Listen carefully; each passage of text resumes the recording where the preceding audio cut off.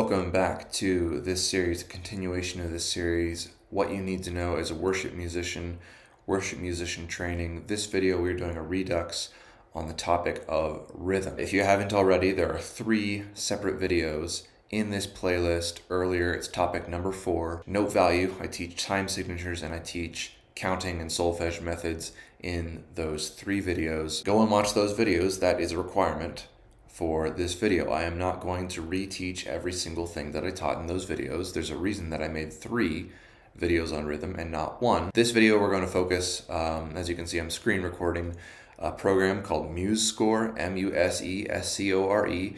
You can go to their website, musescore.com, download this program for free and use it if you would like to. I want to go through all of the note values in the context of time signature. First of all, we've got, I'll highlight it here in blue with my mouse, simple quadruple time. In other words, 4/4. If I can select it, there it is, 4/4. These are all the rules of this time signature. Simple quadruple, it is a quarter note beat. You have 4 quarter notes per measure. You count it 1, 2, 3, 4. Down below we can see there's the number that we are counting, the number of beat, which is each note is counted as.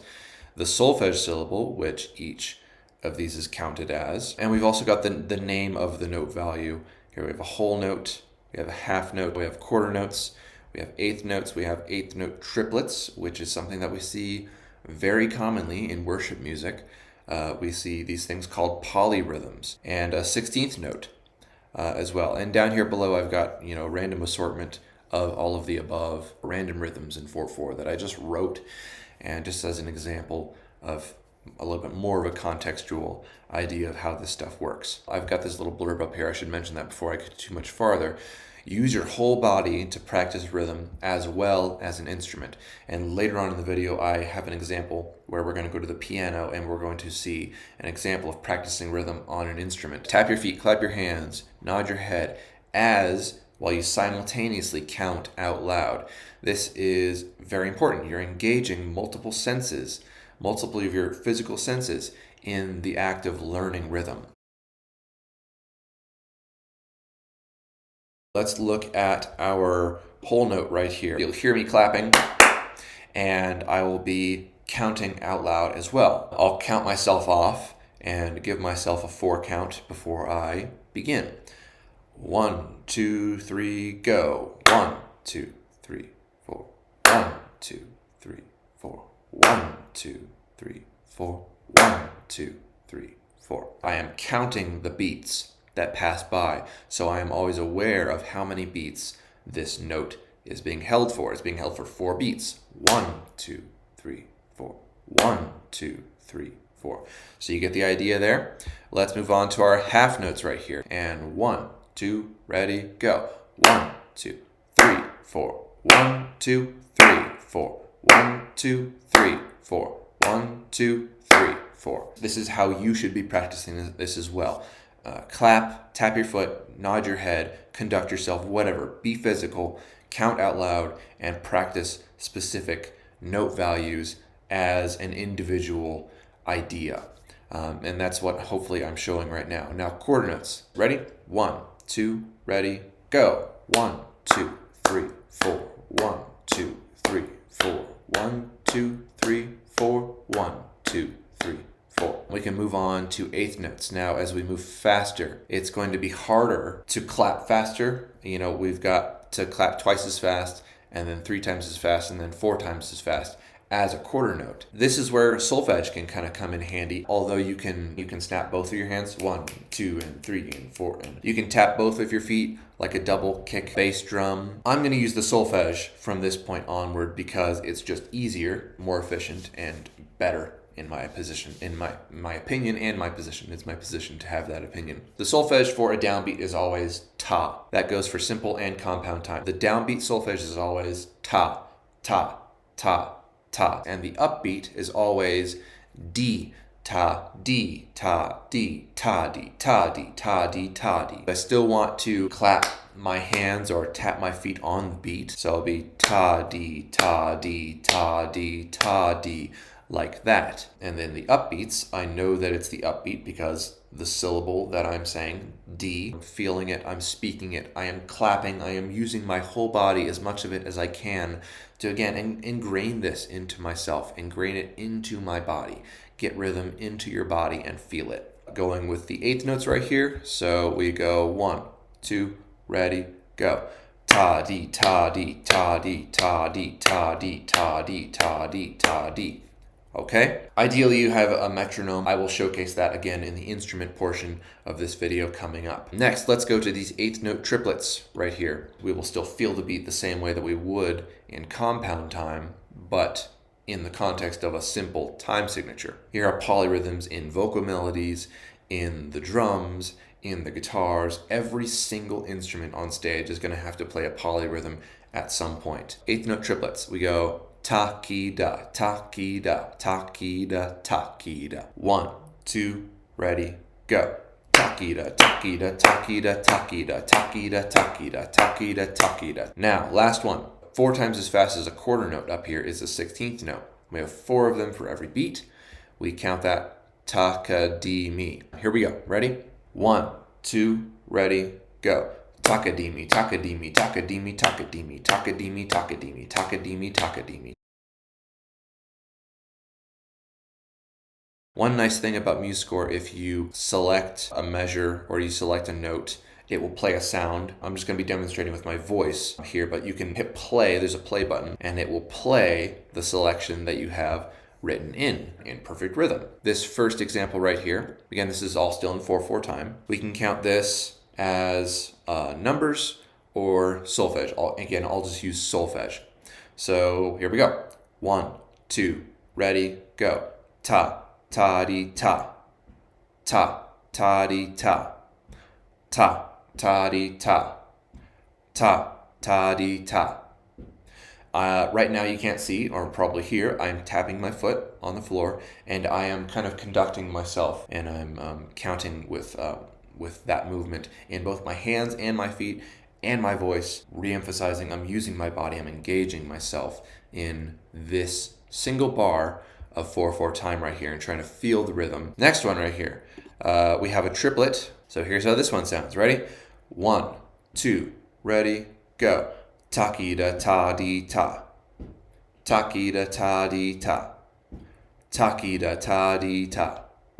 Taki-da ta dee ta. You have sung or played a polyrhythm before, whether you know it or not. So it's not something that's like, I don't know how to do that or I can't do that. You can, because you already have done that before many times without you even realizing it. Next, we have this third and fourth measure right here. So we're practicing a 2-bar phrase. 1, 2, ready, go. Ta. Ta, dee-me ta. Ta. Ta, dee-me ta. So that's both of those measures right there. Lots of space, and that's something that I want to say. The long ones are even more challenging because it starts to be like you're just waiting around, and you might lose track of the beat. Half of the music that we're going to play in worship music in the band on Sunday morning is going to be in 4/4 time. So you should be able to recognize and know the theory behind the rhythm and the practical knowledge of 4/4 time. Okay, now let's go to the other 50% of worship songs in 6/8 time. This is compound duple time. Compound meaning 3 subdivisions per beat, and duple meaning there's 2 beats per measure. Dotted quarter notes get the beat in this time signature. 2 dotted quarter notes per measure. Right, that makes sense. And we count each measure as 1, 2, 1, 2, 1, 2. You get the idea. Let's go through all of our note values in 6/8 time that you will come across. First of all, let's look at our dotted half note, which takes up the whole value of a single measure. So I'll give myself a count. 1, 2, ta, ta, 2, ta, 2, ta. Next, we have the dotted quarter note, which is our actual beat. Here we go. 1, 2, ready, go. Ta, ta, ta, ta, ta, ta, ta, ta. That's our dotted quarter note in 6/8 time. It's just the beat. That's the important part. Next, before we even get to our triplets for our beats, we have a duplet for our beat. This is the polyrhythm. This is just like counting 2 beats of 4/4 time. So it's something like this. 1, 2, ready, go. Ta dee, ta dee, ta dee, ta dee. This makes a lot more sense when you start to include it, and maybe I'll have to do that down here in an actual 6/8 bar right next to maybe a triplet. I will edit one of these to have some duplets. Next, we go to kind of the main feature of 6/8 time, the eighth notes. And we've already seen the solfege for this, ta, ki, da. So we have our triplet. Ready, 1, 2, ready, go. Taki da, taki da, taki da, taki da, taki da, taki da, taki da, taki da. Next, our 16th notes. And if you notice, there are no numbers to count. There's not really a good way to count using numbers. So solfege is kind of the only way that we can count 16th notes. That's ta, va, ki, di, da, ma. Ta is always the downbeat. D is the halfway point between the downbeats, and that's how you keep track of your polyrhythm right here. That's ta, di, ta, di. It's exactly the same syllable right here, ta, di. You just got a couple more in between them. Tavakidi dama, tavakidi dama, tavakidi dama, tavakidi dama, tavakidi dama, tavakidi dama, ta. Now, some practical examples down here. Now, down here I have included a duplet in the context, so this is our polyrhythm measure right here. Let's start with this first one right here. So it goes ta, ta, da. 1, 2, ready, go. Ta, ta, da, ta. And in your mind you might be going da da da da da da da da da da da, trying to keep track of the eighth note. Okay, moving on to the next one right here. Ta, ki, and then ta, ki, da. Here we go. 1, 2, ready, go. Taki, taki da, taki, taki da, taki, taki da, taki, taki da, taki, taki da, ta. Next one. This is tava, ki, da, ta, di. We should probably go a little bit slower for this because it's got 16ths. 1, 2, ready, go. Tava, ki, da, ta, di. Tava, ki, da, ta, di. Tava, ki, da, ta, di. Tava, ki, da, ta, di. And go to our last example right here. Now we have ta, ki, da. 1, 2, ready, go. Ta, ki, da, ta, ki, da, ta, ki, da, ta, ki, da, ta. Finally, let's go to our piano and let's see some practical examples of how to practice this stuff in an actual instrument with a metronome. Here at the piano, I'm just going to show you a couple of exercises that I will do. There's the head knowledge and the personal practice that you can do with Muse score, but doing it on an instrument is another thing entirely. I will use scales for the most part if I'm doing it on guitar or on bass or on piano, whatever I'm doing. Just a simple 5-finger scale. Just in C major, I'm not doing anything crazy. That gives me 1, 2, 3, 4, 1, 2, 3, 4, 1. So I go through the whole range of all of the kinds of rhythms that I'm going to be playing and the subdivisions that I'll need to feel in 4/4 time. So of course, 1, 2, 3, 2.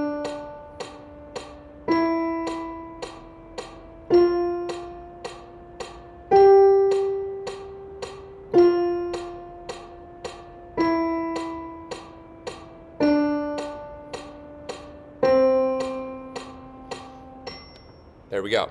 There's whole notes. Then I would go to half notes, which of course is 2 beats in 4/4 per note.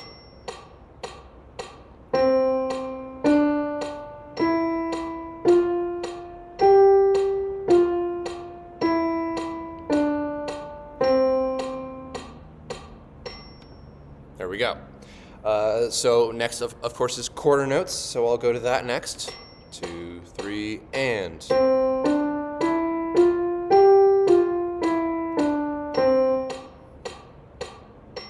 There we go. So there's our quarter notes, then eighths, of course. Next is the eighth note. 2, 3, and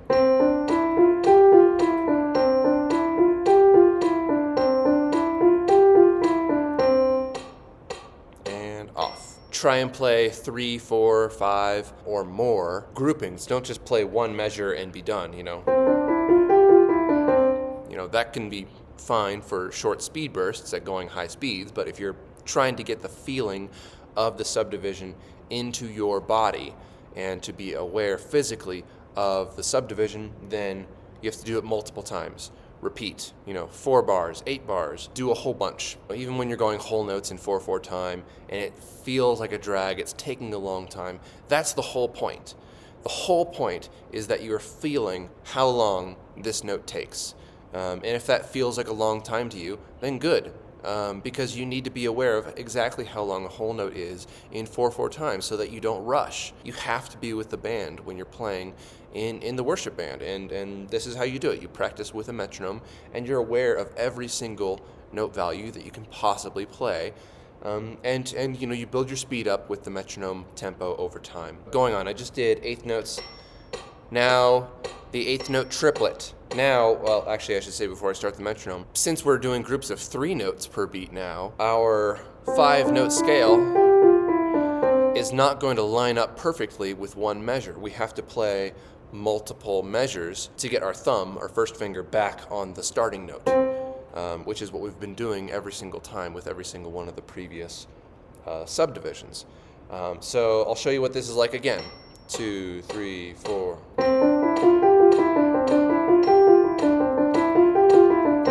And it wasn't until that last note right there where my thumb got back to where it started. And if I'm playing guitar, if I'm playing a scale on the guitar and doing triplets, then I will want whichever finger I started on whichever string I started on, to end in the same place that it started on the root note. One more time with the triplet. 2, 3, and 1, 2. 3, 4, off. The last one, let's see if I can do 16th notes. 2, 3, 4. Hopefully you have a good idea of how to practice rhythm now practically on an instrument using notation software, using music theory, using everything you've learned up until this point, and that's the whole point, is to get better. I just want to re-emphasize the importance of practice as a musician on the worship team. The whole point is that you're always constantly growing your musical skills as a musician. And if you're not doing that on the worship band, then hopefully you're doing it in some other area of your life that you're passionate about, whether it's being a parent or doing your job or doing whatever hobby it is that you love doing. You get better at doing whatever it is that you do for His glory, and that's the whole point. And you recognize that you are representing the goodness of creation, and you are representing the Creator who created it, and you're recognizing the Creator who created the goodness that we have, and all good things come from Him. That's the whole point of worship. That's what being a worship leader means. That's what worshiping means. There's the corporate part of it too, where we're in church and we're all singing together. Some people think that's all that worship is. Think back to Cain and Abel. That was Cain's idea of what worship is. His idea was, this is good enough, and that's what I'm going to offer to God. And Abel was like, no, that's not good enough. I'm going to offer my best, and I'm going to offer what I need to offer, because that's what good worship is. Whatever you do, that is the thing that you do, you get better at it, and you never stop getting better at it for His glory. That's the whole point.